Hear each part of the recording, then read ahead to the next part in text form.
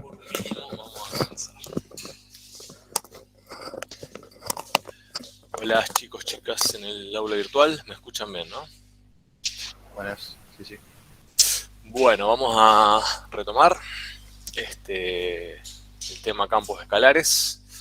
La idea que tenemos, que ustedes ya trabajen funciones vectoriales como un todo, es decir, una mirada teórico-práctica. Nosotros vamos a seguir con campos escalares. En tarea de aula ustedes tienen que haber empezado campos escalares, ¿no? ¿O no? Sí, hace un tiempo algunos. La idea es que, si todo sale bien, entre hoy y mañana podamos redondear la idea de derivada direccional e introducir el concepto del, me adelanto ahora, campo de gradientes, que es un campo vectorial que vamos a definir y vamos a trabajar, y nos va a permitir construir una fórmula de cálculo de las derivadas direccionales que es muy sencilla si la manejamos bien. Bien, pero para poder dar cuenta de ese nuevo concepto tenemos que, o vamos a discutir nosotros, sé que en este espacio más que nada, cuestiones relativas a campos vectoriales.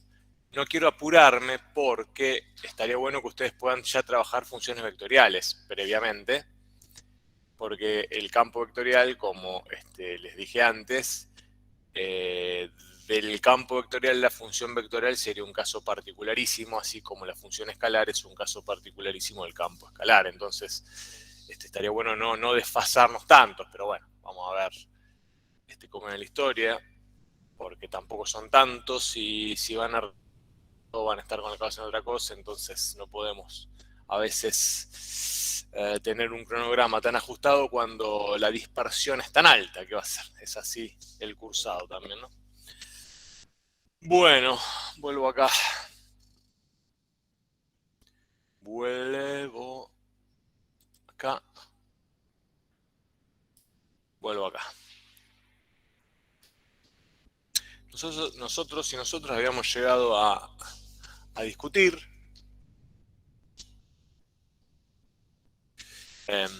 y a definir, y hemos hecho un poquito de álgebra con esto, de algunos casos particulares de las derivadas direccionales, que eran las derivadas parciales. ¿De dónde surge la idea de derivada direccional? Bueno, eso sí creo que lo hemos discutido bastante.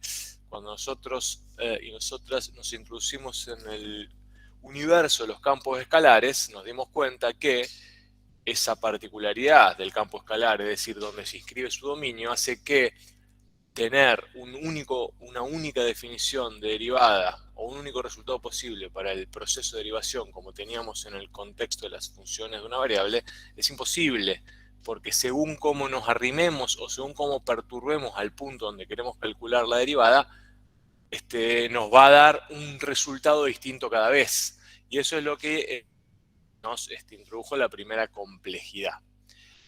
Cuando miramos ese mismo problema a través de dos direcciones de perturbación fijas, que eran las famosas derivadas parciales, nos dimos cuenta que esas derivadas parciales, o bien con respecto al eje X, o bien con respecto al eje Y, lo que supone mantener la otra variable del dominio constante, cuando íbamos construyendo la derivada en esos nuevos escenarios, nos dimos cuenta que eran muy parecidas a la derivada de una función de una variable.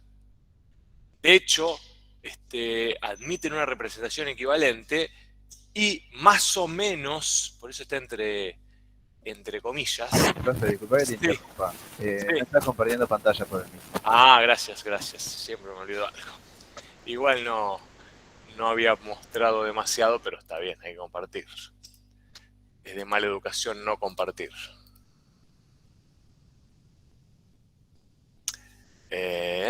Volvemos acá. Decíamos, cuando discutimos y construimos las derivadas parciales, vimos que a la larga y al final del caminito quedaban definidas como si fuese una derivada ordinaria en una función g, ¿no? Nos quedaba esto, ¿se acuerdan? Que la derivada parcial con respecto a x, por ejemplo, manteniendo el i0 fijo, era como si fuese la derivada de una función g en la variable x0. Claro, claro, porque la i0 era una variable que no pertenecía o que no formaba parte de ese proceso de derivación porque estaba fija en un valor. Entonces ese corte era como si fuese una derivada ordinaria de una función g. De la misma manera, uno podía hacer un análisis similar cuando calculábamos la derivada parcial con respecto al eje y. Eso está claro porque es importante que podamos incorporar esa interpretación, porque va a facilitar el proceso que vamos a llevar adelante a partir de ahora. ¿Qué es lo que estaba pasando ahí? Bueno, podemos dibujar e imaginarlo. Es un pequeño croquis de lo que implicaba calcular esa derivada parcial. Vamos a hacer una pantallita en blanco. Primero esto y segundo esto. ¿Se acuerdan? Teníamos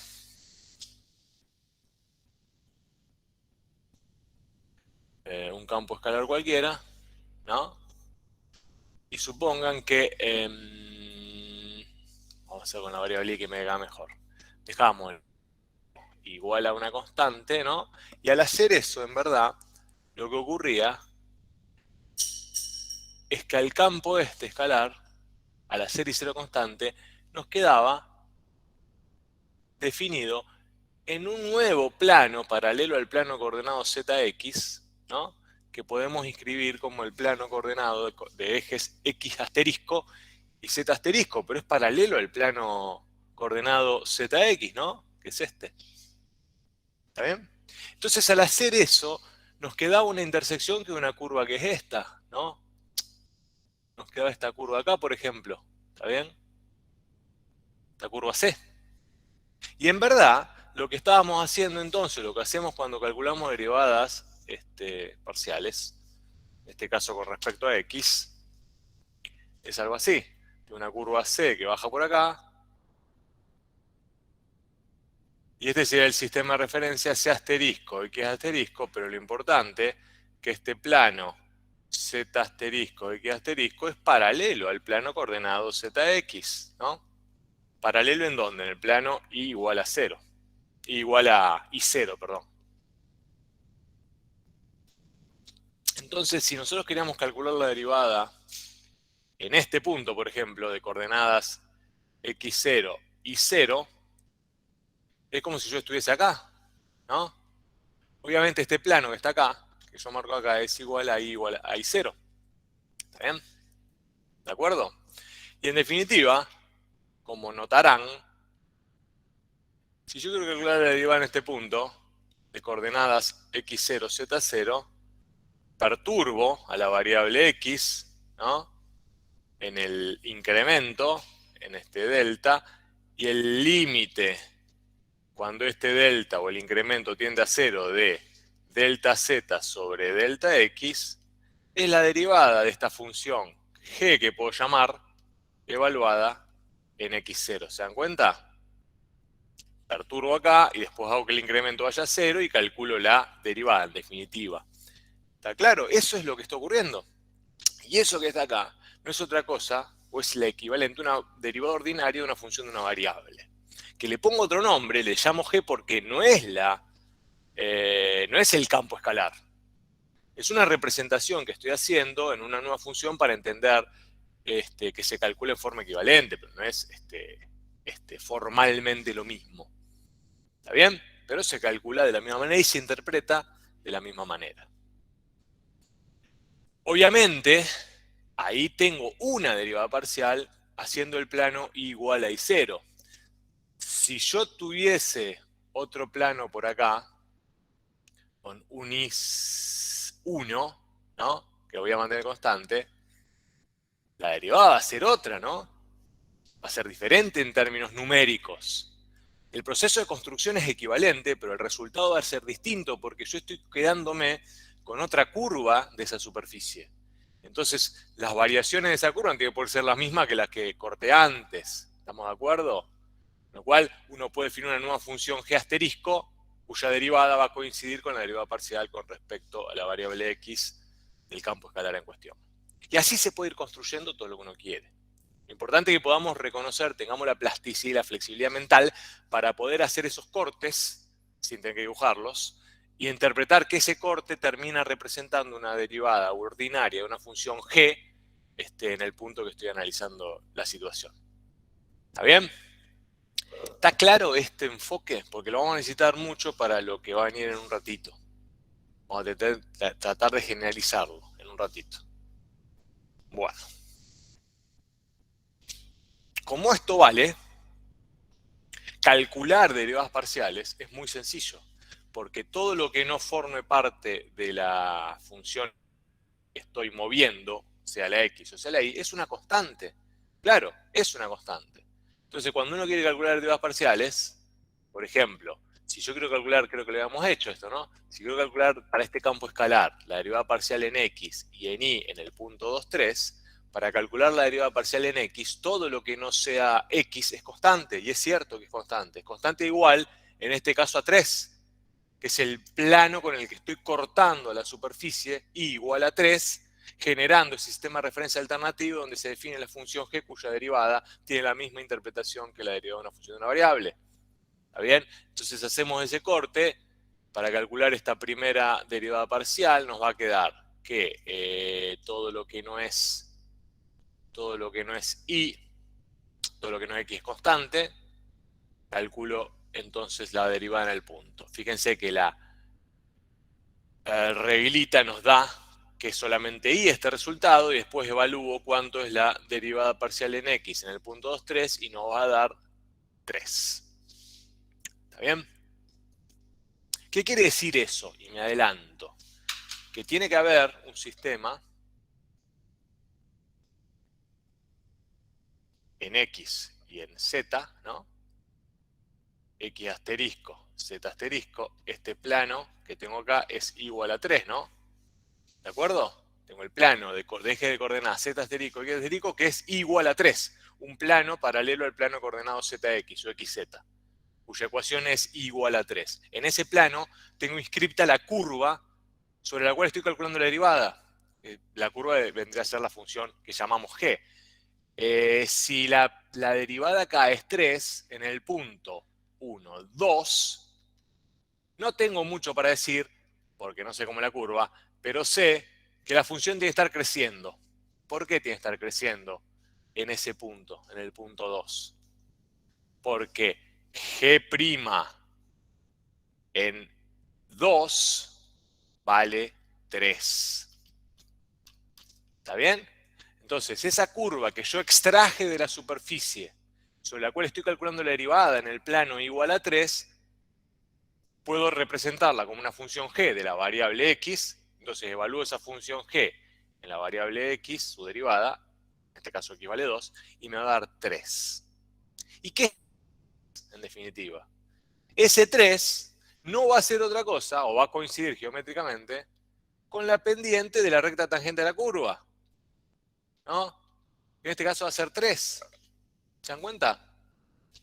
Va a ser la pendiente, obviamente, la recta tangente de esta curva, que extraje como una traza de la superficie, la inscribí en un plano de nuevos ejes coordenados, y puedo hacer toda esta interpretación análoga como lo hacíamos en las funciones de una variable. Vale 3. Esa traza, en el plano z asterisco x asterisco, es una curva cuya pendiente en el punto 2, de la recta cuya pendiente de la recta tangente en ese punto 2, vale 3. ¿Está bien? Eso quiere decir que si yo calculo la derivada parcial x esta en el punto 2, 8, ¿va a dar 3 también? ¿Va a dar 3 también? Si yo calculo en el punto 2,8, el punto que varío es el mismo, o sea, el punto x0 que voy a variar es el mismo, pero el corte, el plano en donde fijé mi nuevo sistema de referencia no es el mismo, es 8. Y de hecho se ve claramente que no va a valer lo mismo, porque si yo calculo la derivada parcial de f en x en el punto 2,8 va a ser 8. ¿Está bien? O sea, ¿qué quiere decir eso? Y que la curva esa traza que obtuve al intersectar la superficie con ese plano igual a 8, fíjense que en el punto 2 tiene mayor, la tangente tiene mayor pendiente. Se está como acelerando. ¿Está bien? Entre comillas. Hay que ver, es muy difícil imaginar esa superficie, pero bueno, con estos cortes uno se tiene que ir haciendo una idea. Después si uno lleva este problema a una cuestión de interpretación física, en donde, por ejemplo, las variables x e y son variables, está bien, espaciales o de posición, pero la función es una temperatura, por ejemplo, uno estaría viendo que en la posición 2,8, supóngase supóngase que lo que estamos viendo acá, empezamos a meter algo que varíe la temperatura del aula, ¿no? Entonces, lo que mide la función f es la temperatura, lo que va midiendo es la temperatura del aula, en distintas posiciones, en distintos bancos. Vos que estás en el banco 2,3, suponete, vas a tener o sentir una variación de temperatura de 3 grados centígrados, por decir. El compañero aquel que está en el banco 2,8 no va a sentir una variación de temperatura de 3 grados, sino que de 8 grados centígrados. Es decir, que la superficie donde estás vos, claramente vos debes estar más lejos de la fuente de temperatura, y él debe estar más cerca de la fuente de temperatura. Probablemente la fuente de temperatura estaría allá. Entonces va a ir distribuyéndose la temperatura a medida que uno se aleja y esto podría representar más o menos el fenómeno. Esa variación tiene que ver con que él estaría más cerca de la fuente de temperatura. ¿Está bien? Bueno, así debe empezar a imaginarse este asunto. Después vamos a discutir un ejemplo también más de química, pero la cosa pasa por ahí. Son distintos cortes. ¿Está bien? Sí.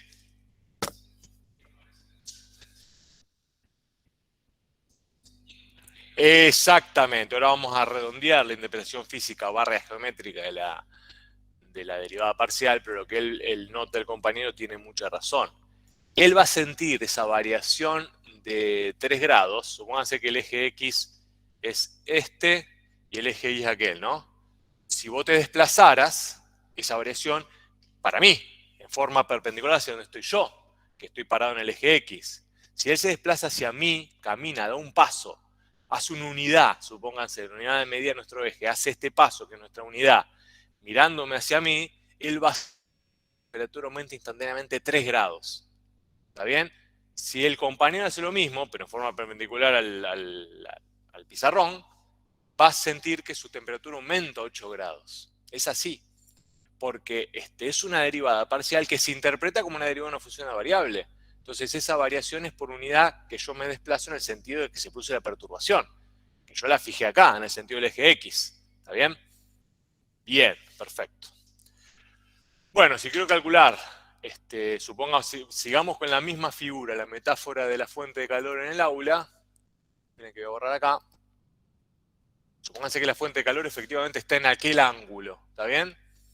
Cuando calculamos lo mismo, pero en vez de movernos en esta dirección, en vez de vos dar un paso hacia mí, lo das hacia la pared de las flores, ¿está bien?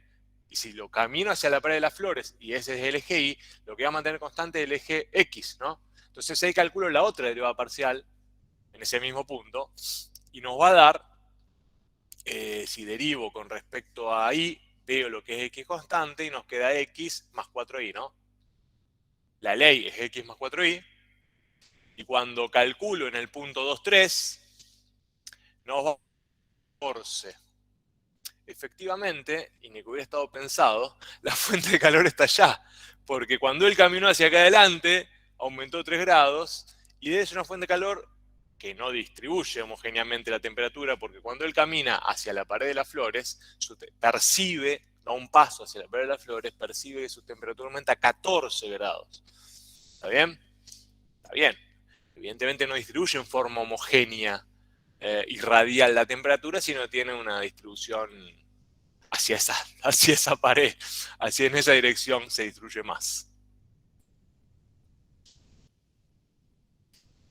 Bueno, sobre el cálculo mecánico algebraico de las derivadas, no creo que haya mucho problema porque es prestar atención a ese detalle y va a salir solo el resultado. Por ahí está bueno avanzar en estas otras reflexiones que tienen que ver cómo interpretar la derivada parcial a la luz del nuevo objeto con el que estamos trabajando. Y eso nos lleva a este otro ejemplito que es un poco más interesante en esa dirección, en donde acá tenemos la superficie y vamos a ver que lo que intuíamos recién de que la derivada parcial se debe interpretar igual y con las mismas precauciones que la derivada de una variable, vamos a ver que es realidad eso. Supónganse que tenemos este otro campo. Este otro campo es más dibujable. Vamos a hacer trabajito sobre este otro campo. Vamos a calcular primero el dominio. Vamos a definir el dominio de este campo. ¿Cuál sería el dominio de este campo escalar? ¿Hay alguna restricción tipo algebraica? No. Bueno, esto sí lo evaluamos el sábado, así que debería salir fácil, ¿no? Son los de X que están en R2 y nada más. Podemos calcular una traza. Vamos a calcular la traza en el plano ZI. Si yo quiero calcular la traza en el plano ZI, busco la intersección en el plano X igual a 0, ¿no? Entonces la traza que me queda en el plano ZI como una curva, una función de la variable I, va a ser igual a, está bien lo que digo, 4 menos 2i cuadrado, ¿está bien? Fíjense que es esta parábola de acá, 4 menos 2i cuadrado, ¿está bien? Es la i cuadrado multiplicada por 2, por menos 2, pero subida a 4, ¿está bien? Cuando busco la otra traza, la traza acá en este plano, en el i igual a 0, me va a quedar la curva de la función z de x igual a 4 menos x cuadrado, que está acá. ¿Está bien? Y las curvas de nivel, obviamente, la ck con los xy que están en el dominio, tales que 4 menos x cuadrado es igual a k con k imagen, ¿está bien? Voy a llegar a qué, ¿qué? Que me falta algo acá, me falta un 2. Entonces me va a quedar que x cuadrado más 2y cuadrado es igual a 4 menos k, ¿no? Y entonces esto se parece a una elipse, pero para que se parezca a una elipse tengo que hacer una monstruosidad, que es dividir a todo sobre 4 menos k, ¿no? X cuadrado 4 menos k más y cuadrado 4 menos k sobre 2 es igual a 1.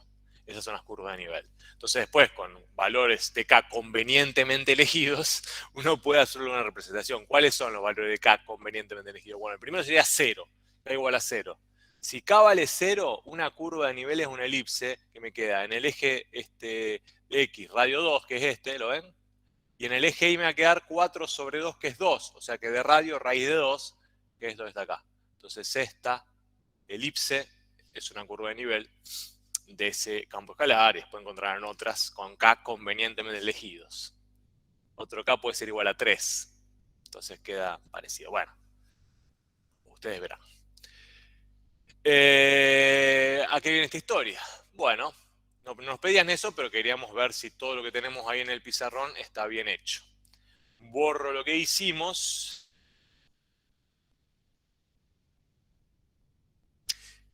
Y entonces nos piden que calculemos la derivada parcial acá con respecto a x en el punto este y en este punto. Fíjense que acá está el plano. Este plano que dibujamos acá es igual a 1. ¿Está bien?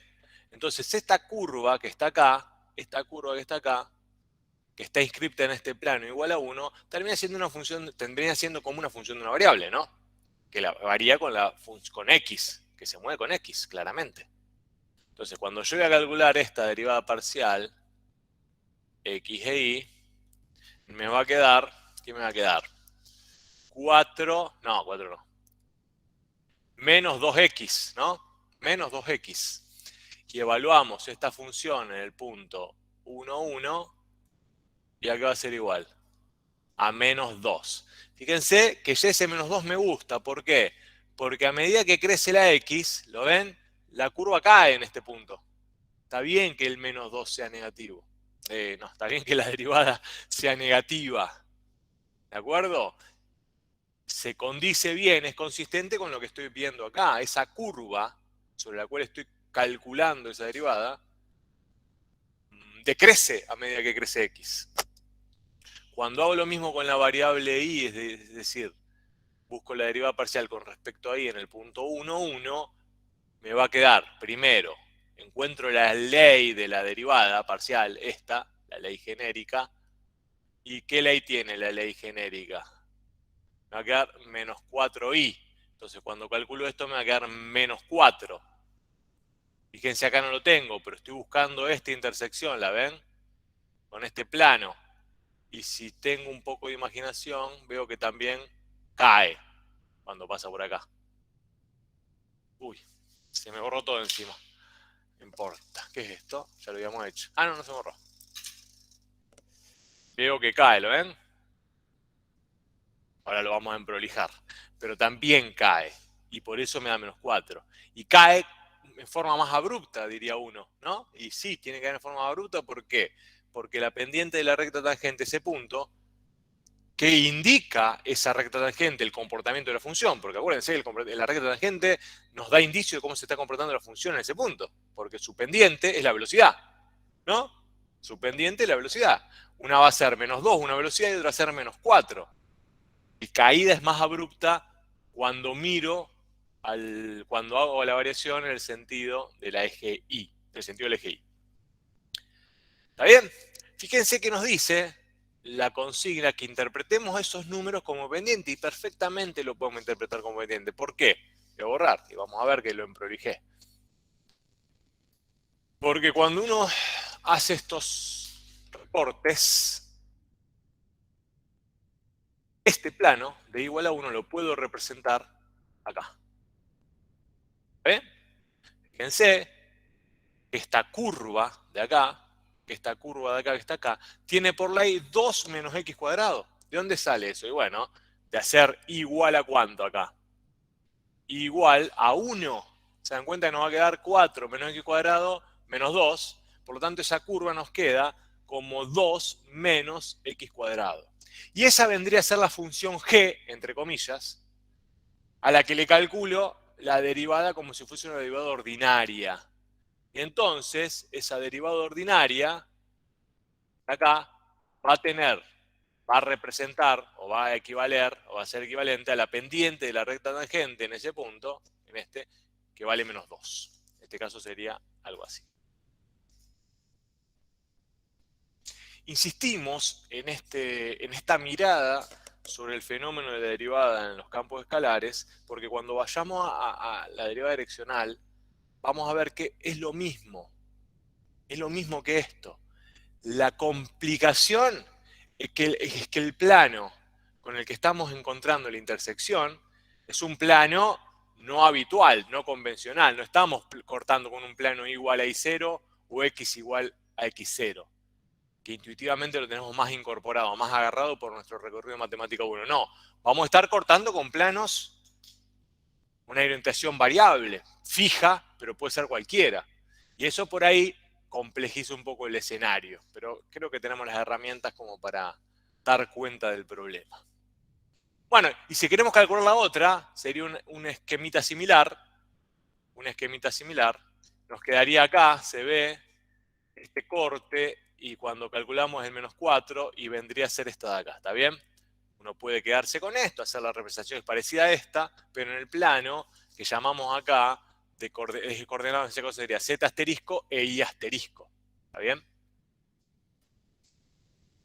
Traten de amigarse con estos esquemas de representación gráfica porque ayudan bastante, no solamente a ustedes me parece, para aprender mejor los conceptos, sino para cuando uno los quiera corregir y ver lo que hicieron, uno se da cuenta si más o menos se entendió o no se entendió.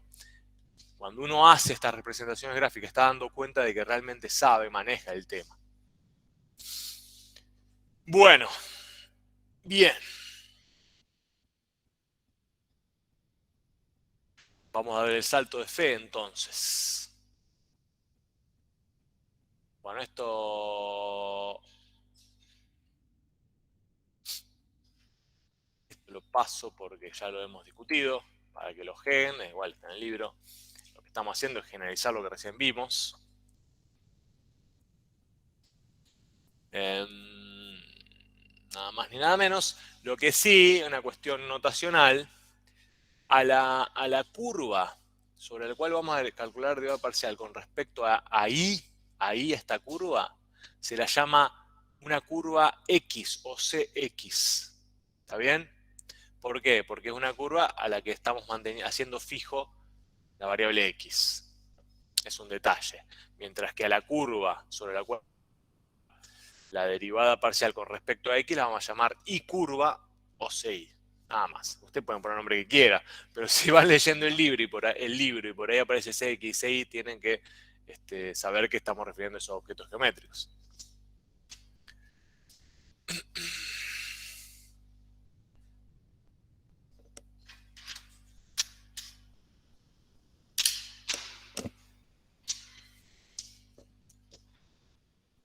Bueno, ahora sí.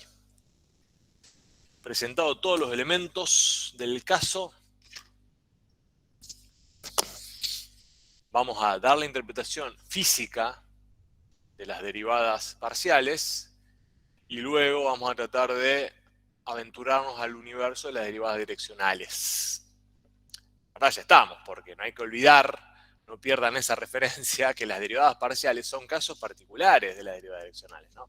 Bueno, ¿cómo vamos a leer ese valor dependiente o de derivada que nos propone la derivada parcial? Y de la manera que hacíamos antes en la derivada de una variable, pero con este cuidado. Supónganse, la derivada parcial con respecto a y, ¿no? En el punto x0 y 0, ¿está bien? Va a ser la velocidad de variación del campo escalar, z o f, en el punto P0, pero ahí está incompleto, porque ahí sería la interpretación de la derivada de una función de una variable. ¿Qué es lo que está faltando acá? En la dirección y sentido del eje y a la altura del punto x igual a x0. No nos perdamos este molde. Después este molde va a ir cambiando o se va a ir ajustando a las unidades de la variable x0 y 0, a las unidades de la variable f, y eso le va a terminar de dar el color a la interpretación. Pero las palabras claves tenemos que interpretarlas adecuadamente. Es la velocidad o el cambio o la variación de z, la velocidad del cambio o de la variación de z en el punto, pero no de cualquier manera, sino que en la dirección y sentido del eje y a la altura en donde estamos haciendo el corte, es decir, x igual a x0. Y yo agregaría acá, en la dirección y sentido del eje y, a medida que proponemos un cambio unitario, porque falta la noción de cambio unitario, que es la clave de la interpretación física, ¿no? Por cada cambio unitario. O sea que acá está medio incompleto. Yo diría, es la velocidad de variación de z en P0, a medida que nos desplazamos en la dirección y sentido en el eje y, por cada cambio unitario a la altura de x igual a x0, ¿no? Está medida, acuérdense que la interpretación física está medida por cambio unitario de variación. Obviamente, la derivada parcial con respecto a x en ese punto va a ser la velocidad de variación en el punto del campo, z, en la dirección y sentido del eje x, en la dirección y sentido del eje x, a la altura de y igual a 0, a medida que aumentamos, o a medida que aumenta un cambio, una unidad, la variable independiente, ¿no? En este caso, x. Entonces vamos con un ejemplito que ya juegue con una variable con sentido físico, o que las variables tengan sentido físico. ¿Cómo vamos a interpretar adecuadamente entonces ese valor de la derivada a la luz de su contexto físico? Si t, por ejemplo, es la temperatura de un punto del cual conocemos su altitud y su latitud en kilómetros, ¿está bien? Tenemos la temperatura en grados centígrados, o me anticipo yo, y la altitud y latitud en kilómetros.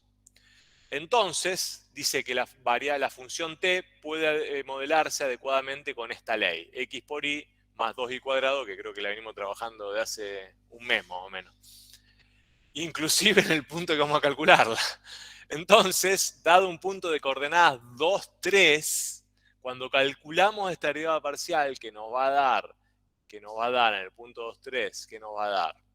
Me anticipo, nos va a dar 3, ¿no? Esta derivada parcial nos va a dar 3. Bueno, antes de que destapar la pantalla, ¿cómo damos una buena interpretación física de ese valor? ¿Qué vamos a decir? Que cuando estamos parados en el punto 2, 3, en este caso el que estaba por el compañero, en el punto 2, 3, ¿no? Cuando propongo un cambio unitario en la variable independiente, ¿cuál sería la variable independiente acá?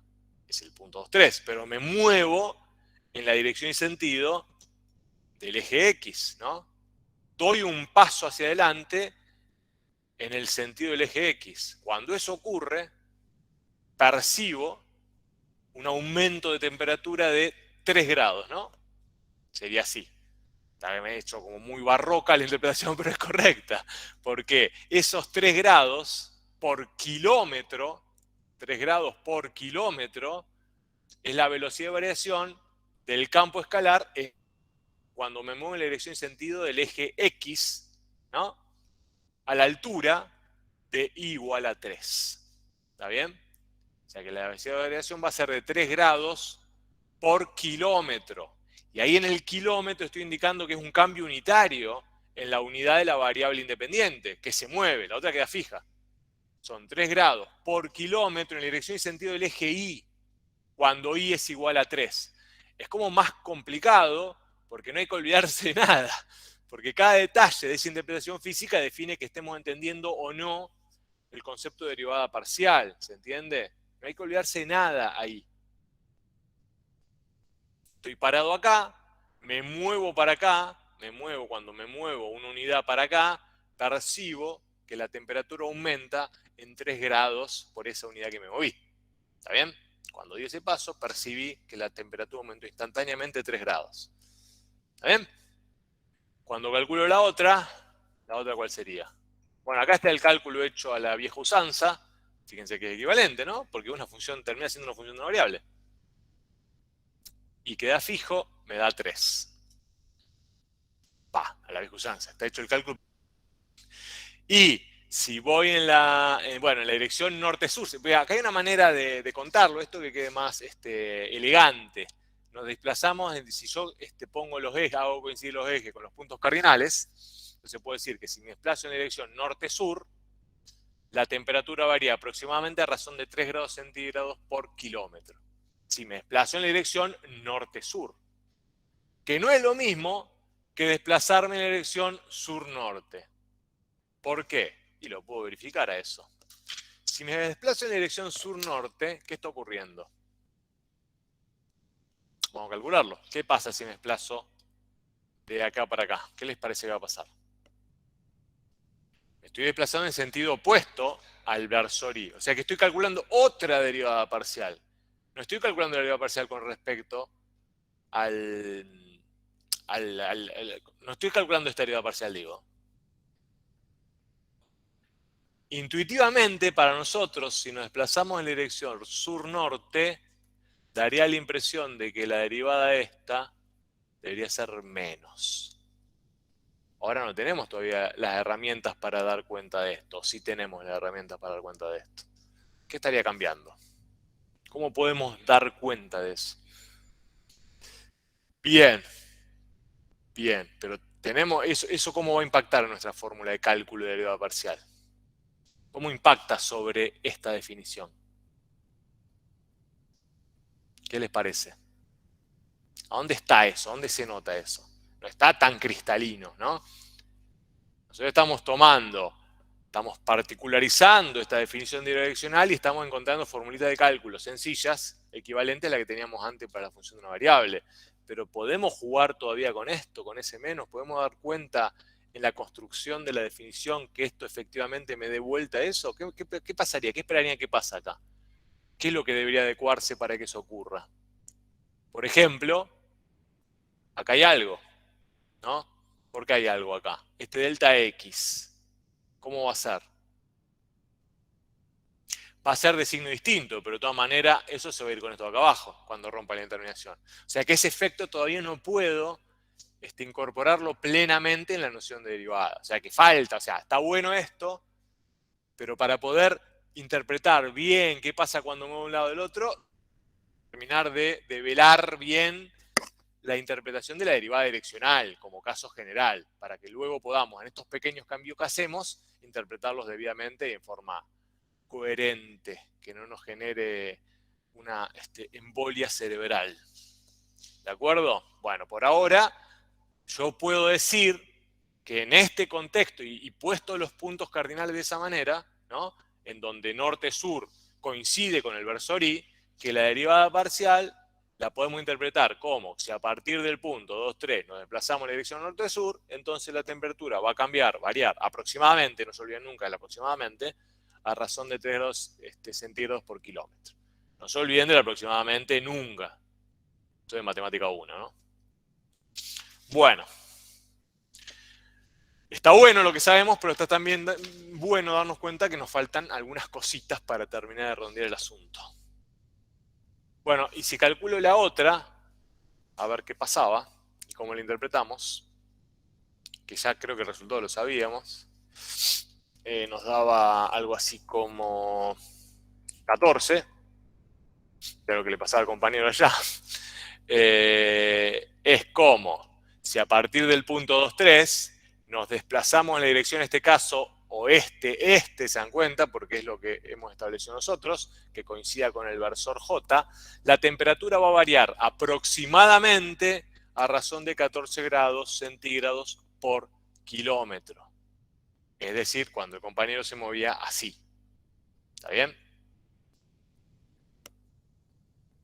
Interpretado en forma casi vulgar, si doy un paso de 1 kilómetro, voy a percibir que mi temperatura aumenta 14 grados.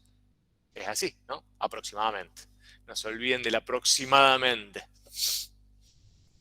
Bueno, ¿cómo hacemos para empezar a jugar con esos pequeños cambios de dirección? De dirección no, de sentido. ¿Cómo hacemos para darnos cuenta que esos cambios de sentido deben coincidir intuitivamente con lo que nosotros suponemos, que es agregarle el menos a esa derivada? Para eso nos falta una interpretación más y después nos vamos a meter en eso. Vamos con otro ejemplito un poquito diferente de derivadas parciales, antes de meternos en esos pequeños cambios.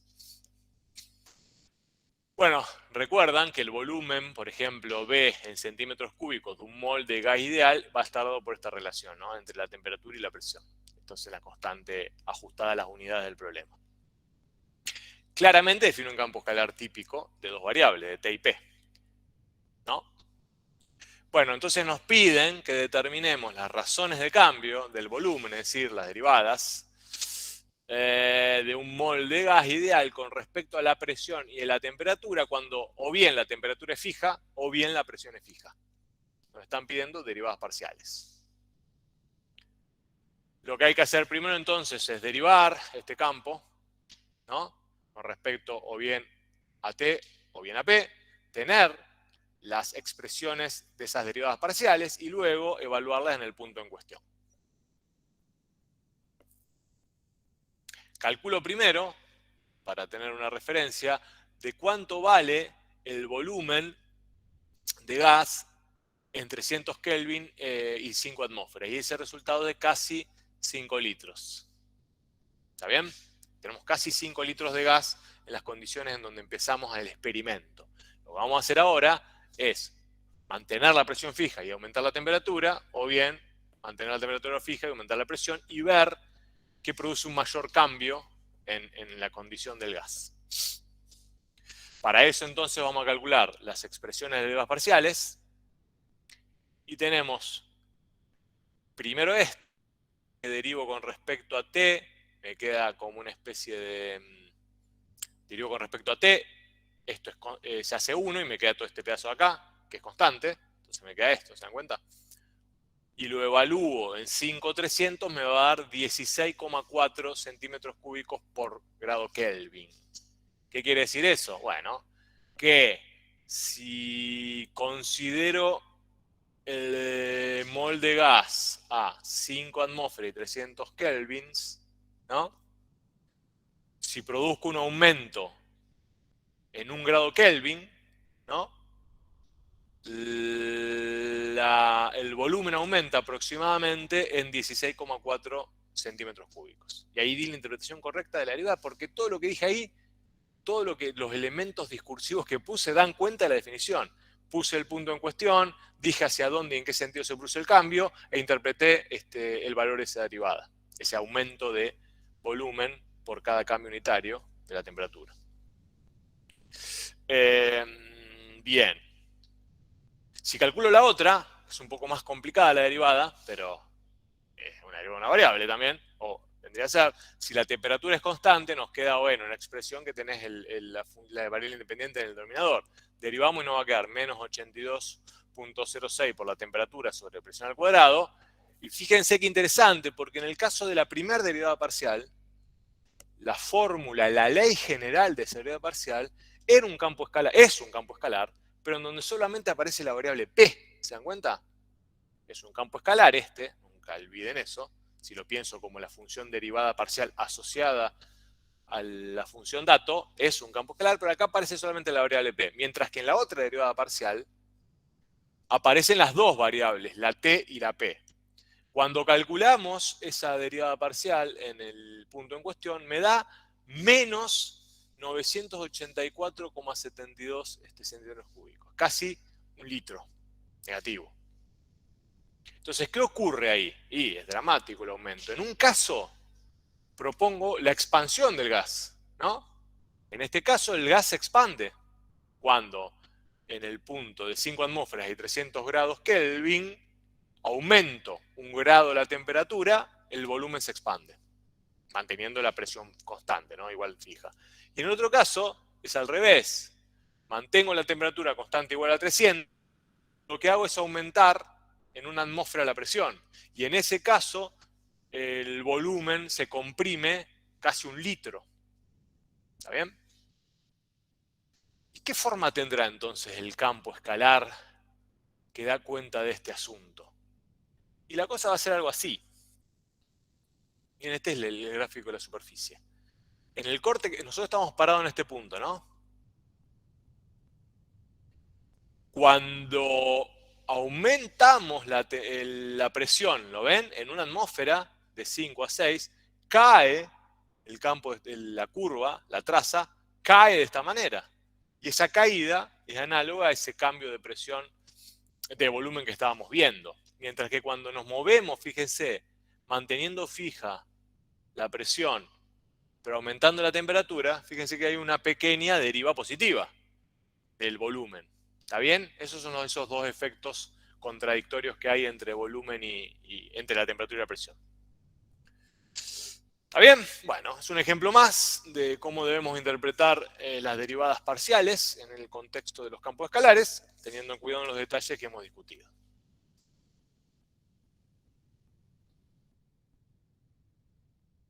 ¿Está bien? Vamos aún, para cerrar esta discusión, a un ejemplito que quizás se toparon cuando estaban estudiando para el parcial, pero les decíamos que hay algunos ítems de estos ejercicios que van a poder realizar y otros ítems que no van a poder realizar porque no los vamos a evaluar. Fíjense, en este ejemplito, el ítem B es el que no podían realizar porque todavía no lo habían estudiado y no era parte del temario del parcial.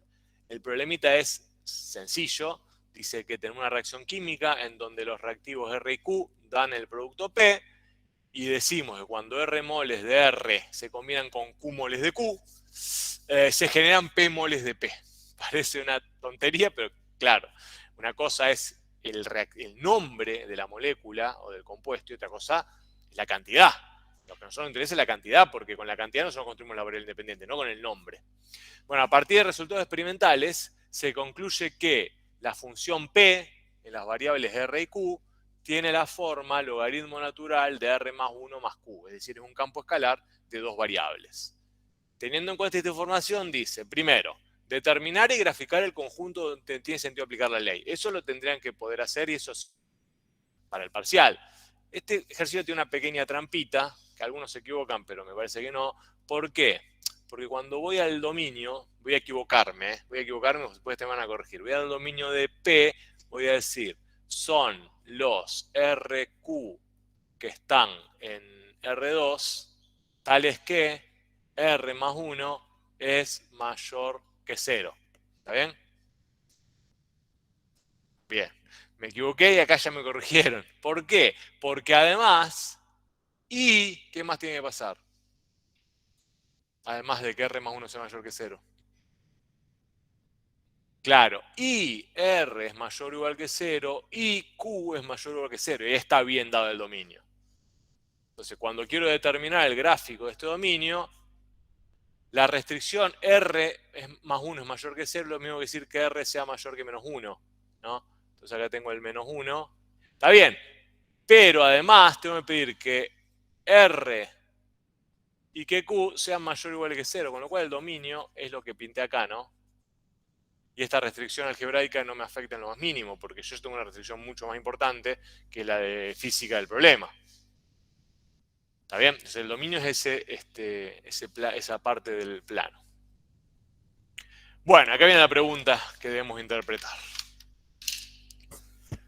Si en un reactor, bajo condiciones controladas, se mantiene constante la cantidad de Q en un mol, nos dicen que realicemos un gráfico que nos permite, que nos dé cuántos moles de P pueden obtenerse en función de los moles de R que voy a poner en el reactor.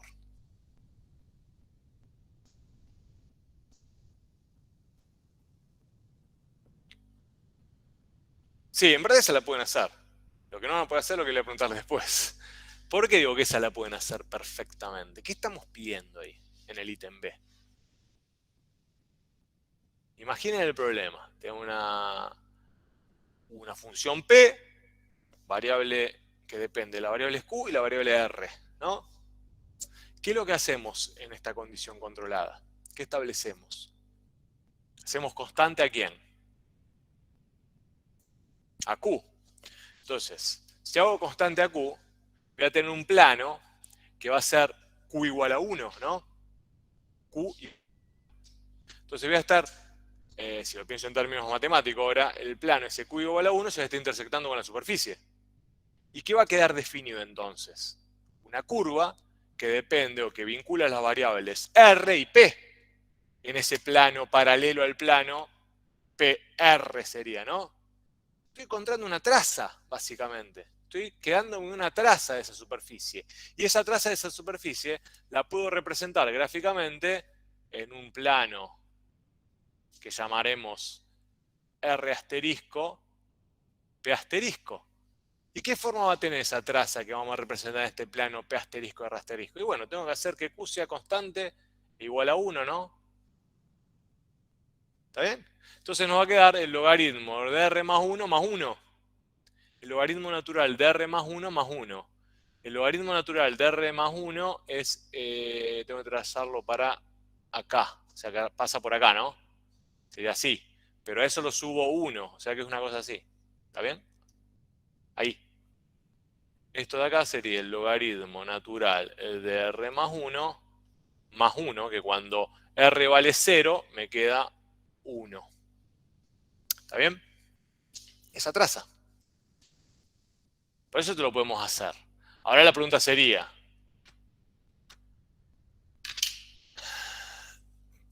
¿cuál es la variación o la velocidad de formación del producto, ¿no? Cuando en este reactor, ¿cuál sería la velocidad de formación del producto en este reactor cuando ponemos 5 moles de R? ¿Se entiende? Y esa es una pregunta que sí no hubieran podido responder todavía, pero hoy la pueden hacer. Digo, ¿cuál será la velocidad aproximada, ¿no?, de formación del producto en este reactor cuando pongo 5 moles de R? ¿Qué le parece? Desde el punto de vista geométrico, va a ser la pendiente de esta recta, ¿no? Va a equivaler a la pendiente de esta recta. Porque lo que estamos preguntando acá es el cálculo de una derivada, entre comillas, ordinaria, sobre esta curva, ¿no? Bueno, ¿cómo puedo calcularlo? No haciendo el dibujito. ¿Cómo lo puedo calcular? ¿Y qué tendríamos que hacer? Acá tengo este espacio para hacerlo. No más que este espacio. Tiene que decirme porque es bastante corto lo que tengo que hacer. ¿Qué tengo que hacer? ¿Cuál?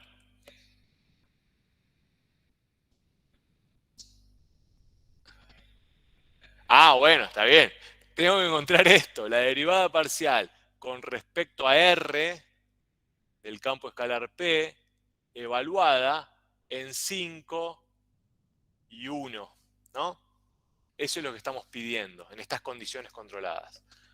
Para hacer eso, entonces, busco la derivada parcial de P con respecto a forma genérica las variables R y Q, Entonces, ¿cómo nos va a quedar? 1 sobre R más 1, ¿no? Bien. Entonces, este resultado va a ser 1 sobre 5 más 1, un sexto, como bien dijo el compañero. ¿Qué quiere decir ese un sexto? Que en estas condiciones, cuando la cantidad de Q es constante igual a 1, ¿no? Al poner 5 moles de R, la velocidad de formación del producto es de aproximadamente, ¿cuánto? Un sexto. ¿Está bien? Por cada cambio unitario en R, ¿sí?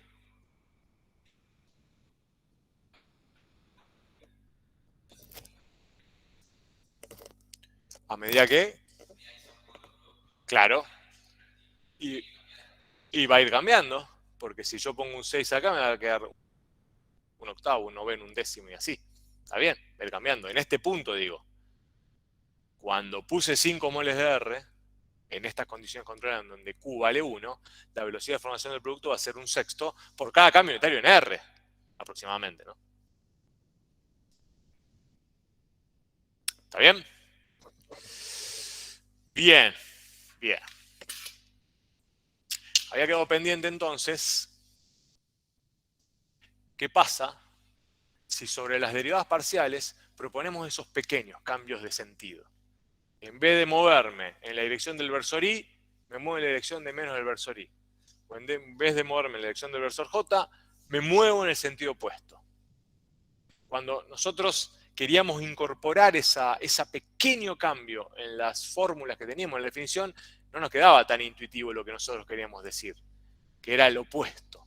Bueno, pero para poder dar eso, para poder ver que efectivamente va a pasar eso, tenemos que regresar al problema general, es decir, al problema de la derivada direccional, donde las derivadas parciales son casos particularísimos, ¿está bien? Y cuando veamos eso, cuando volvamos a este problema general y podamos terminar de verlo con la profundidad de vida, vamos a ver que claro, que como el versor U, su dirección y sentido define todo, ahí sí vamos a poder incorporar el y vamos efectivamente a llegar donde queríamos llegar.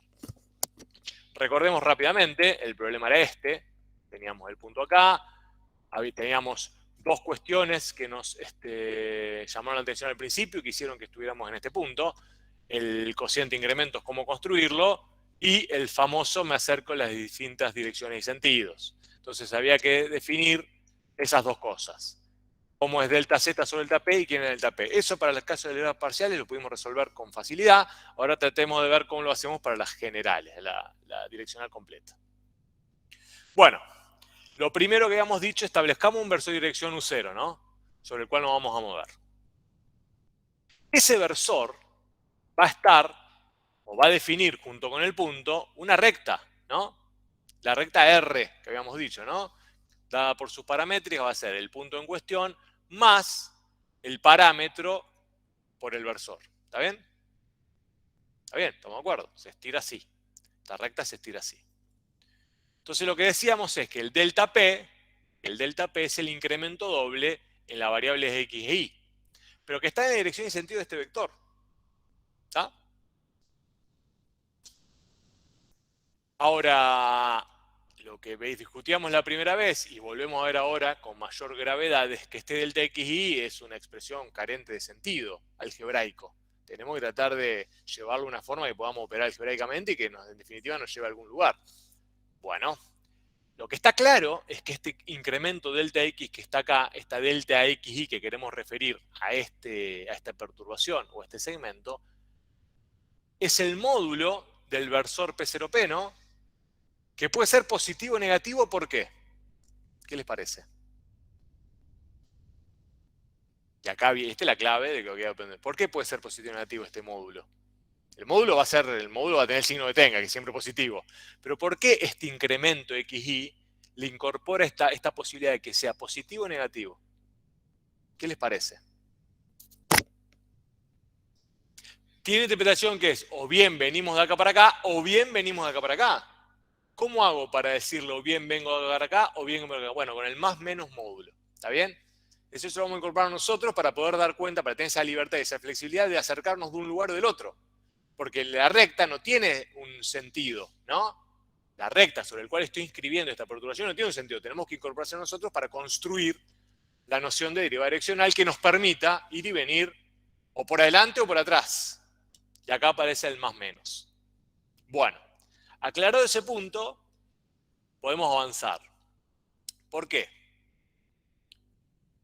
Porque está claro que este vector P0P es paralelo al versor U0, ¿no? Sobre el cual está situada la recta, o sobre el cual se construye la recta, a partir del cual, mejor dicho. Bueno, si P0 es paralelo a U0, y vamos a hacer un repaso de geometría rápido, que dos vectores sean paralelos significa que puedo escribir a uno como el otro por un escalar. Y ese escalar lo vamos a llamar convenientemente lambda, que es la letrita que nos aparece todo el tiempo, ¿no? Es decir, estamos acá. Existe lambda real, tal que el vector P0P, que queremos que es el que define el incremento del TXI, puedo calcularlo como lambda por U0. Fíjense interesante, ¿por qué? Porque cuando voy a calcular el módulo de P0P, con esta nueva forma, nos va a quedar que el módulo de P0P es directamente igual al valor absoluto de lambda, porque es un escalar, por el módulo de U0, ¿no? ¿Está bien? ¿Y el módulo de U0 cuánto vale? 1. Entonces fíjense qué notable, porque el incremento este horrible del TXI, que no significa nada, termina siendo directamente el valor absoluto de lambda, ¿no? Y como nosotros queremos mantener esa posibilidad de acercarme por derecha, por arriba, por derecha, izquierda no tiene sentido, por arriba, por abajo, o sobre R, por arriba, por abajo, vamos a agregarle que lambda puede ser positivo o negativo. Entonces vamos a sacar directamente las barras de valor absoluto. No hace falta ponerlas. Porque lambda puede tener cualquier valor, ¿no? Lambda real. Y ahí está. Paso fundamental. Fundamental hemos dado. Porque ahora lo que vamos a hacer es situarnos en el punto P0, definir con la recta y P0, perdón, con el vector dato sobre el cual quiero calcular la derivada y P0 una recta, y en función de lambda vamos a construir nuestra derivada direccional, ¿no? Vamos a perturbar a P0 y vamos a hacer que esa perturbación tienda a 0. Por arriba o por abajo. Y ahí vamos a definir nosotros lo que queremos hacer. ¿Está bien? Por arriba o por abajo. A eso vamos ahora. Lo que tenemos acá son todos esos elementos que estuvimos discutiendo, pero representados de alguna manera en términos generales, no haciendo una derivada parcial, ¿no? Fíjense, tenemos el P0P, el P0, P, este es el incremento del TXI, este es el versor U0, define la recta R esta, acá está la recta R. Fíjense que acá tenemos el P0, que define este punto sobre la superficie. Acá tenemos el punto perturbado, sobre el cual vamos a tener que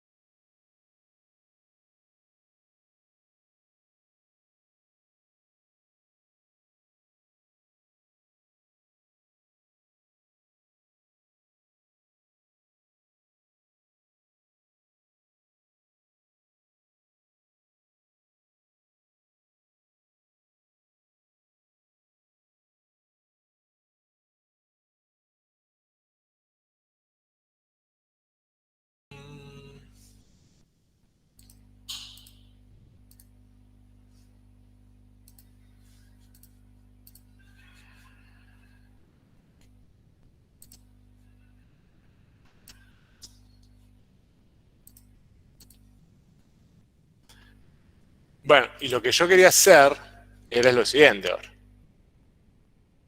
Para empezar a dar cuenta de la discusión otra de qué pasa si cambiamos el signo, ¿no? Entonces vamos sobre el mismo campo. F, X, Y, X más Y. Ahora, en el mismo punto, en el punto que es F en 1, 1, ¿no? El mismo punto que sería P0, 1, 1. Ahora, en vez de calcular la derivada en la dirección del vector U, vamos a la dirección del vector U también, pero llama igual, pero tiene componentes menos 1, menos 1. Menos 1, menos 1. ¿Está bien? Entonces, ¿qué va a pasar acá? Y va a pasar algo así como lo siguiente, ¿no? Cuando yo calcule el límite, cuando lambda tiende a 0 del punto incrementado, va a ser 1 menos, ¿no? ¿Por qué menos? Porque x va a ser 1 menos lambda, ¿está bien? Y el otro va a ser 1 menos lambda, ¿no? ¿Por qué es el menos este? El menos son las componentes. Para hacerlo elegante, nos va a quedar menos 1 sobre raíz de 2, 1 sobre raíz de 2, va a hacerlo elegante y bien. Porque lo que tenemos que usar nosotros es el versor asociado para construir la derivada, ¿está? Entonces me va a quedar 1 menos lambda sobre raíz de 2, punto y coma, 1 menos lambda sobre raíz de 2. El punto sigue siendo el mismo, es decir, sigue valiendo acá 2, que es el campo evaluado en el 1, 1, ¿no? Sobre lambda. Entonces, cuando hago la evaluación esta, cuando evalúo, me va a quedar el límite cuando lambda tiende a 0 de 1 menos lambda sobre raíz de 2 menos 1, más 1 menos lambda sobre raíz de 2, ¿está bien? Que es la función evaluada en el punto incrementado, menos 2 sobre lambda. Y entonces acá espectacularmente los dos se me van, pero el resultado ya no es como antes, que era 2 sobre, ¿cuánto era? No es 2 sobre raíz de 2, sino va a ser menos 2 sobre raíz de 2. Y lo que intuitivamente habíamos detectado antes, de que las derivadas en un sentido y en el otro tienen que diferir en el signo, parece que es cierto, y de hecho es cierto. Por eso la derivada parcial con respecto a x, si cuando calculo en el sentido de menos el versor y, no es la derivada parcial con respecto a x. No, me da otro valor. Me da el opuesto. Y esa propiedad se va a mantener, se va a manifestar. ¿Está bien? Entonces podemos calcular con la definición casi cualquier derivada parcial, direccional digo. Y de hecho es muy fácil, porque es resolver un límite que ya hacemos resolver casi desde mayo de este año. No cambió. Por más complicada que sea la ley del campo escalar, siempre se va a reducir algo de relativa sencillez. ¿Qué es lo que puede complicarse? Vamos con un campo horrible. Yo quiero para que nos quedemos tranquilos y tranquilas, que realmente es así. Supongan que el campo no es el campo pavote que estamos usando siempre, ahora, sino que algo un poco más sofisticado.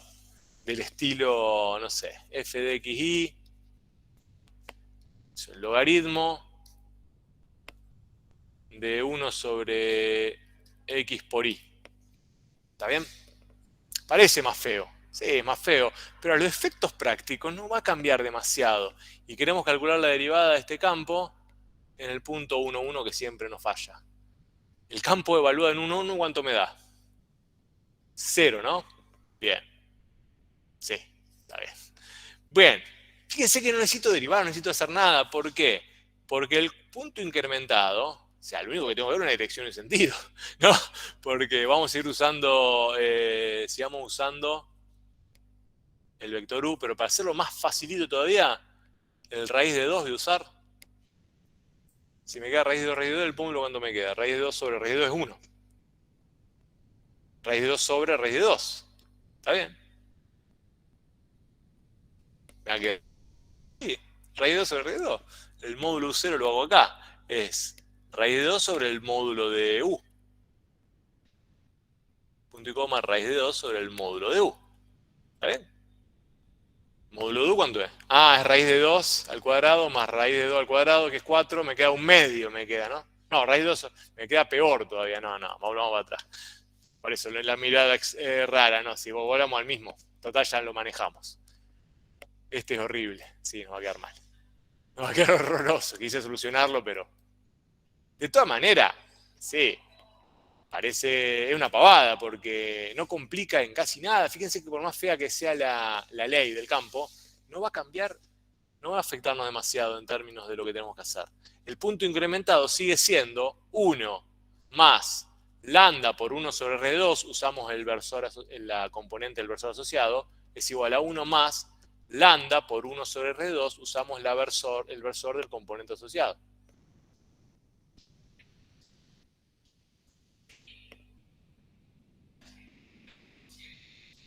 Vamos a ver, ahí me gustó la actitud. Ahí vemos las dificultades, pero el punto de vista conceptual puede definirlo con facilidad, porque esto va a ser el límite. Cuando lambda tiende a 0 de el logaritmo, como bien vio el compañero, de 1 sobre ¿quién?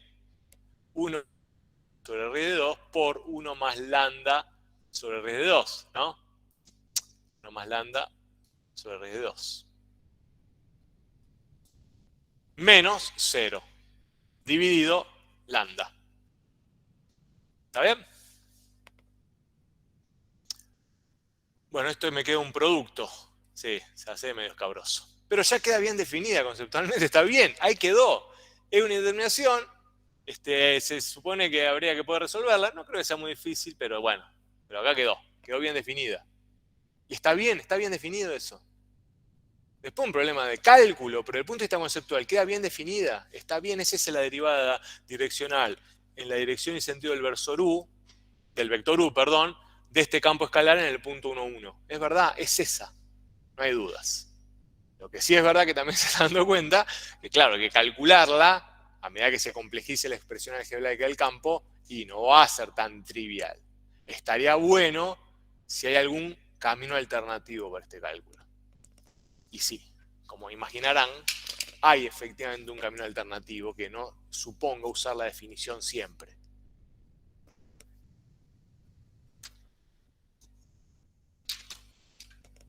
El camino alternativo,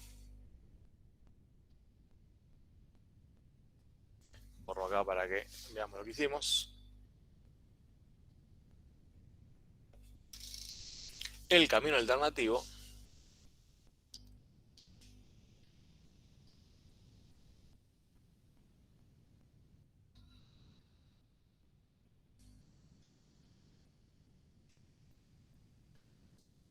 vuelvo acá, no se preocupen, va a partir de esta definición. Si f, si el campo escalar tiene derivadas parciales, las dos derivadas parciales, en el caso, estamos hablando de campo escalar de dos variables, ¿no?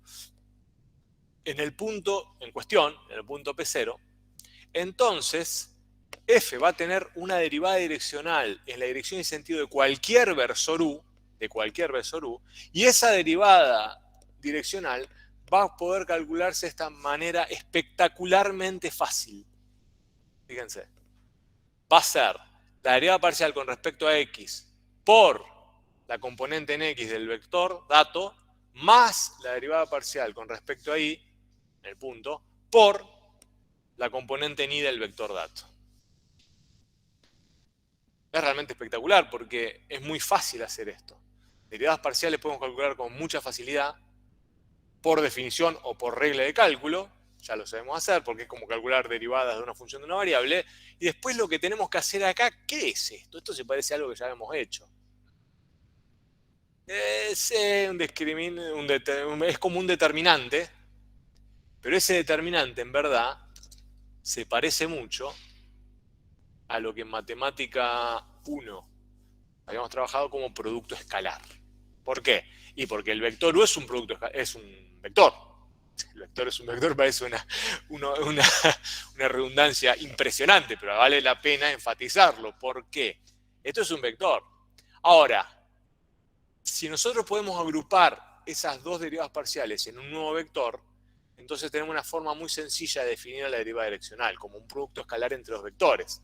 Lo que tendremos que hacer es definir un vector que involucre estas dos derivadas parciales. Y ese vector que vamos a definir se llama vector gradiente. Entonces, dado un campo escalar f, en un punto de su dominio, si calculamos, les podemos agruparlas en lo que vamos a llamar vector gradiente. De manera tal que la derivada parcial en la dirección y sentido de cualquier versor u no va a ser otra cosa que el producto escalar entre ese vector gradiente, que obviamente va a depender del punto donde estoy calculando la derivada. Entonces va a ser el producto escalar entre ese vector gradiente y el vector dirección dato. ¿Se ve? Obviamente, como imaginarán, no es así como aparece el vector gradiente. Una consecuencia mucho más de un análisis mucho más fino y riguroso. Nosotros lo tenemos acá a colación porque no podemos ir a los primeros principios de todo y lo vamos a tener que tomar como tal. Así se define el vector gradiente. Está conformado por las derivadas parciales del campo escalar en un punto. ¿Está bien? Fíjense que las derivadas parciales del campo escalar en un punto son dos números, ¿no? No son leyes, no son funciones. Las derivadas parciales en un punto son números, que son componentes de un vector que vamos a llamar vector gradiente y lo indicamos con esta notación, con este delta invertido.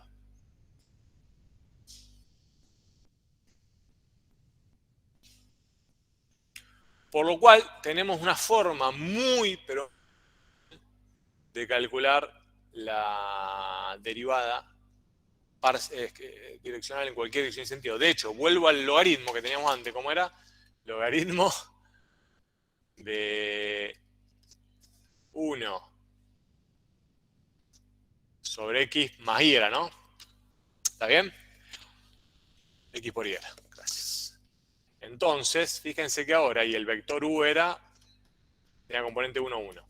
Entonces, lo que voy a hacer ahora, si quiero calcular la derivada en la dirección de ese vector u, ¿no? Del campo f en el punto 1, 1, no va a ser otra cosa que la derivada parcial de ese campo evaluado en 1, 1 por 1 sobre raíz de 2, ¿no?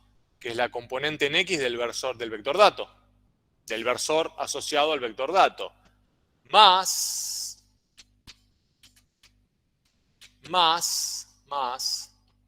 la derivada parcial con respecto a y en 1, 1 por 1 sobre raíz de 2, que es la componente del versor asociado al vector dato. Cambia en cada punto. ¿Sí? Sí, es así. Como el vector gradiente cambia en cada punto, vemos que el vector gradiente es un único novedoso, porque como en cada punto cambia, podemos establecer una relación funcional entre punto elegido y vector resultante. Entonces, es una relación funcional diferente, de naturaleza distinta, que vincula elementos del plano, ¿no?, con vectores. Eso es un campo vectorial. El vector gradiente, lo que hace, como vimos, a elementos del plano, ¿qué le asigna? A elementos del plano, ¿qué le está asignando? Vectores. Vectores también en el plano, ¿no? ¿No? Ahora vamos a ver. Pero a elementos del plano, este nuevo operador o función matemática debe estar asignando vectores. Entonces va a ir de R2 a un nuevo espacio en donde viven vectores que vamos a llamar B2, por ejemplo. Y en ese espacio viven los vectores que le corresponden a cada punto del plano. Desde el punto de vista matemático se vinculan de esa manera. Vamos a ver que desde el punto de vista físico tiene un efecto mucho más concreto sobre lo que nos interesa. Pero sí, define un nuevo objeto matemático que se llama campo vectorial. Como imaginarán, que lo van a entrar de aula, si de R voy a B2, tengo un nuevo objeto matemático que se llama función vectorial, en donde a cada elemento del eje real, le va a corresponder un vector en ese espacio B2. Y ya han trabajado y ustedes han visto en Matemática 1 ejemplos típicos de funciones vectoriales. Por ejemplo, ¿cuál?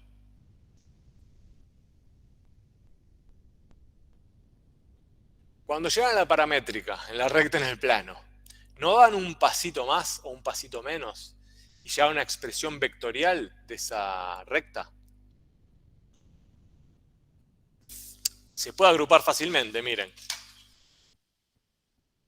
Lo van a ver con más detalle, obviamente, pero ya que estamos acá. Ustedes llegaron a esto. Volvamos a la recta. La recta es x igual a x0, ¿no? Más lambda por t. Y es igual a i0. No, más lambda por... sería por ux, perdón. Más lambda por ui, ¿no? Con lambda real. Con lambda real. ¿Qué es lo que hace lambda? Lambda lo que va haciendo, ¿no? Es haciendo ¿qué? Y para cada valor de lambda, yo voy estirando la recta, ¿no? Yo voy estirando la recta. ¿Pero qué significa estirar la recta? Puedo reordenar esta expresión de una manera muy sencilla y es esta, miren. X menos x0 es igual a lambda por ux, ¿no? Y menos i0 es igual a lambda por ui. ¿De acuerdo? X menos x0 es un vector. O es la componente de un vector. No, por sí solo no. Es la componente de un vector. E i menos i0 también van a ser la componente de un vector. Porque si yo tengo la recta esta acá, ¿no? Ufa. Esto es x0, x y 0. Y lo que tengo acá, claramente, chicos, chicas, es un vector, ¿no? ¿Está bien? Ese vector depende exclusivamente de lambda. Ux y ui es el dato del que va a la dirección, ese vector. Pero el vector depende exclusivamente de lambda porque va a crecer o se va a comprimir, se va a estirar, se va a comprimir según el valor que tenga lambda. ¿Lo ven? Por lo tanto, lo que uno puede hacer es definir una nueva función R que depende de lambda, ¿no? Que en este caso va a ser algo así como, ¿cómo va a ser? Lambda por ux, punto y coma, lambda por ui. Es de una manera de presentar la recta que incluya el punto P0 a partir de una expresión vectorial. Para cada valor de lambda, es decir, para un lambda real, yo voy a obtener ¿qué? Distintos vectores R, ¿no? Y entonces acá tengo mi función vectorial. Para cada valor de lambda, yo voy a obtener distintos vectores R. Si lambda vale 1, voy a tener un vector R que va a ser 1 por ux más 1 por ui, punto y coma, 1 por ui. Si lambda vale 2, voy a tener 2 veces ux, 2 veces ui, y así sucesivamente. ¿Entiende? Y eso es una función vectorial. En el caso que nosotros discutíamos es un poco más complicado porque los elementos que definen mis vectores son dos puntos en el plano. ¿Está bien? Que se calculan como los valores de las derivadas parciales. Un poco sofisticado la fórmula en donde encuentro esas componentes de ese vector, pero sí, es así. Y eso venía a colación de que de esta manera podemos encontrar una fórmula muy fácil del cálculo de las derivadas direccionales, que no es la definición. Esto es una herramienta, un auxiliar de cálculo de la derivada direccional. La definición de derivada direccional es que estuvimos viendo antes como el límite. Sigue siendo la definición de la derivada como cualquier otra derivada. Es un límite de un cociente incremental cuando lo que está en el denominador tiende a cero. Bien, decíamos que para el caso horrible de el logaritmo 1 sobre x por y, con esta formulita se puede calcular muy fácil. ¿Por qué? Porque si yo quiero calcular la derivada parcial con respecto a x de esto, ¿qué me va a quedar? Sería el logaritmo de 1 sobre x por una constante. ¿Cuál es la derivada de eso? Es 1, ¿no?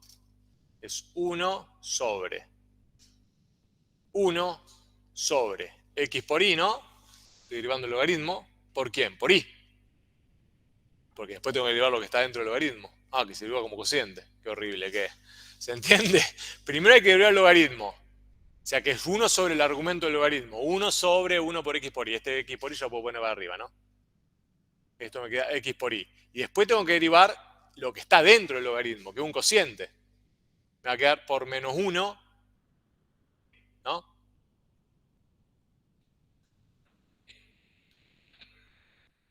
Ah, ¿puedo reemplazar la y por 1? Sí. Vamos a calcularlo más fácil. Me va a quedar. Bueno, acá queda el 1. ¿Y después qué me va a quedar? Esto ya estaría. Y después me queda menos 1 sobre x al cuadrado. ¿Digo bien? ¿Está bien, no? Porque me quedaría la derivada de 1 sobre x. ¿Cuál es la derivada de 1 sobre x? Por eso, ¿está bien? Entonces queda x por y por menos 1 sobre x al cuadrado, que en definitiva va a quedar algo así como menos y sobre x. ¿Está bien? Menos y sobre x. ¿Bien? ¿A qué viene eso? Claro, menos y evaluado eso en 1, 1 me va a dar menos 1. La pavada. Lo que antes era imposible, ahora es menos, esto es menos 1. Cuando hago la otra, creo que el resultado es el mismo, ¿no? Sí. Entonces me va a quedar también menos 1. Impresionante. Porque esto me va a dar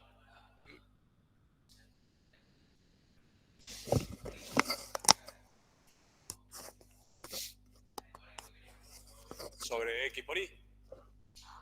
Claro, 1 sobre 0, entonces queda ahí. Entonces fíjense que esa cosa mostró menos 2 sobre raíz de 2. Sí, sí, las cosas bien, ¿no? Porque a menos 1 sobre raíz de 2, sí, menos 2 sobre raíz de 2. Que es lo mismo que no había dado la otra. Qué impresionante, ¿eh? No tiene nada que ver el campo escalar. Pero en el mismo punto tiene el mismo comportamiento. Qué bárbaro. No deja de sorprender algunas cosas. Bueno, si no teníamos esta regla, era muy difícil hacer ese cálculo. Ahora, con esta regla es realmente muy sencillo.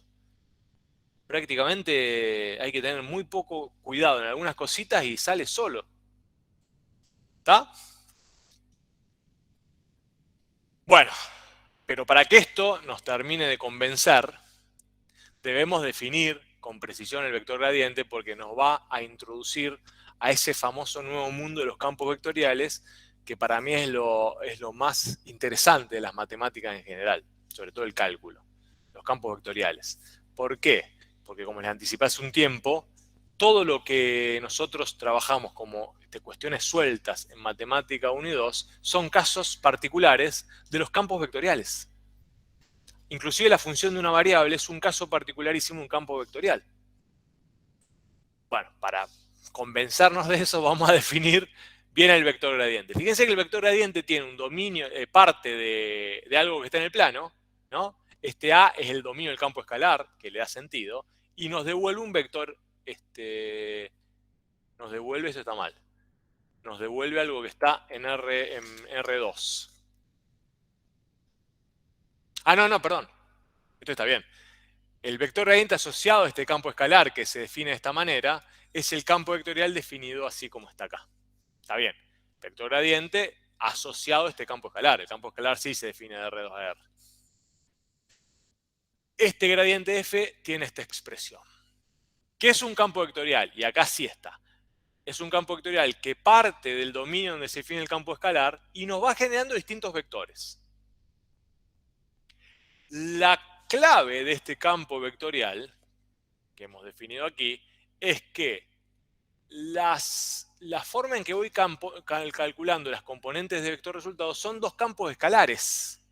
Y acá viene el asunto. Se dan cuenta que las componentes de estos vectores se originan o se calculan como campos escalares en dos variables. Lo veíamos antes.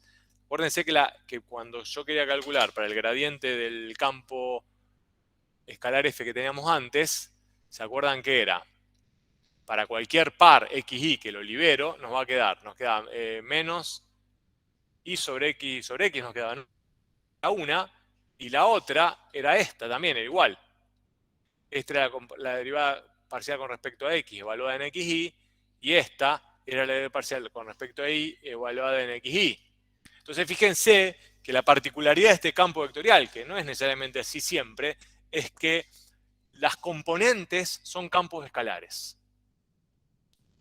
Entonces, como una complicación al cuadrado, porque tenemos un campo vectorial que se define sobre un campo escalar y cuya imagen se obtiene a partir de campos escalares. Parece que estuviéramos dando vuelta hasta el infinito sobre una complejidad difícil de manejar, pero es así. Fíjense que si uno desmenuza cómo se obtienen las distintas componentes de este vector gradiente, sí, se obtienen con campos escalares. ¿Qué va a ser? Que se originan a partir de las funciones de las derivadas parciales del campo escalar dato. ¿Es así? Es arduo el camino, pero van a ver que al final del asunto la luz va a aparecer sobre vosotros y vamos a poder disfrutar de la noción de vector gradiente y de campo vectorial, porque como les digo, el que se dedica luego a esto, sobre todo si profundiza en cualquier casi disciplina científica, el uso y el manejo de campos vectoriales y escalares es el ABC de cada día. Entonces, conocerlos bien les va a dar una ventaja comparativa sobre otra persona y lo va a permitir ser mucho más útil en cualquier organización que se inscriban como profesionales. Bueno, tenemos esos campos escalares. ¿Y qué pasa con esos campos escalares? Ya sabemos quiénes son, pero ¿cómo lo podemos representar gráficamente? Y con esto nos vamos. Bueno, podemos poner el dominio de nuestro campo vectorial, que va a coincidir necesariamente con el dominio del campo escalar a partir del cual se origina, ¿no? Va a estar en R2. Este A, fíjense que lo conservan, es tanto el dominio del campo escalar como el campo vectorial vector gradiente que se origina a partir de él, lo cual tiene todo el sentido del mundo. Bueno, para cualquier par ordenado de ese dominio, le voy a tener que asignar un vector. En este caso, para el casito complicado que estamos trabajando, al par 1, 1 le correspondía el vector menos 1, menos 1, ¿no? Al par 1, 1 le correspondía el vector menos 1, menos 1. Bueno, que no es este el caso, pero nuestro estaría por acá abajo, ¿no? Pero bueno, a este par le corresponde este par acá. Estas dos cosas de acá son imágenes de ese campo vectorial, pero ojo, porque la imagen de un campo vectorial es un vector. Cuando digo imagen estoy diciendo mal, son las componentes de una imagen de ese campo vectorial, que es este vector de acá. Habitualmente, como nosotros vamos a estar trabajando en el área del cálculo, lo que nos va a interesar no es tanto el vector, sino las componentes de ese vector. O sea, los numeritos V, no tanto el objeto geométrico vector, sino las componentes U y V. ¿Está bien? Y este es un poco la morfología del nuevo objeto con el cual vamos a estar trabajando, sobre todo mañana, que tenemos que manejar. Porque a partir de este objeto vamos a poder empezar a decir muchas más cosas sobre los campos escalares. Muchas más cosas y además, a partir de este objeto vamos a poder avanzar sobre la integración de línea, que es un poco lo más complicado de tener en el examen final, y es lo que sobre todo vamos a evaluar en el examen final. Necesitamos manejar campos vectoriales, sí. Acá en principio, acá. No, A está incluido en R2. El dominio del campo escalar F que está incluido en R2, porque puede ser no ser todo R2. ¿Está bien? Pero fíjate eso que decía, que el campo escalar tiene que ser igual, obviamente, al dominio del campo vectorial gradiente que se origina a partir de él. Por eso quería indicar eso. Bueno, mañana arrancamos en un ejemplito y lo terminamos. Seguimos mañana.